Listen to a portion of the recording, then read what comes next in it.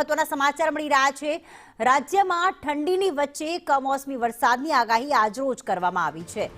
Yellow એલર્ટની સાથે વીજળીના કડાકા સાથે આજે વરસાદ થઈ શકે છે, જેમાં વડોદરા છે, સાથે જ ભરૂચ છે, અરવલ્લી અને ખેડામાં આજરોજ માવઠાની આગાહી કરવામાં આવી છે।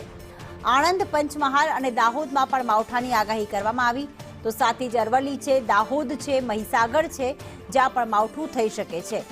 વેસ્ટર્ન ડિસ્ટર્બન્સના કારણે વરસાદની આગાહી કરવામાં આવી છે। તો વેસ્ટર્ન ડિસ્ટર્બન્સને કારણે જે શિયાળાની સાથે સાથે લોકો ચોમાસાનો પણ અનુભવ થશે।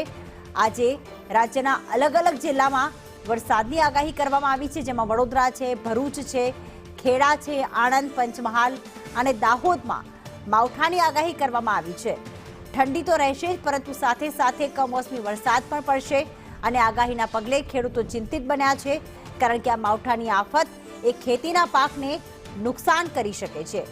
યલો એલર્ટ પણ આપવામાં આવ્યું છે અને વીજળીના કડાકા ભડાકા સાથે વરસાદની આગાહી સમગ્ર ગુજરાતના અલગ અલગ જિલ્લાઓમાં કરવામાં આવી છે અને જેના જ પગલે અન્ય જિલ્લાઓના તાપમાન પર પણ તેની અસર થશે।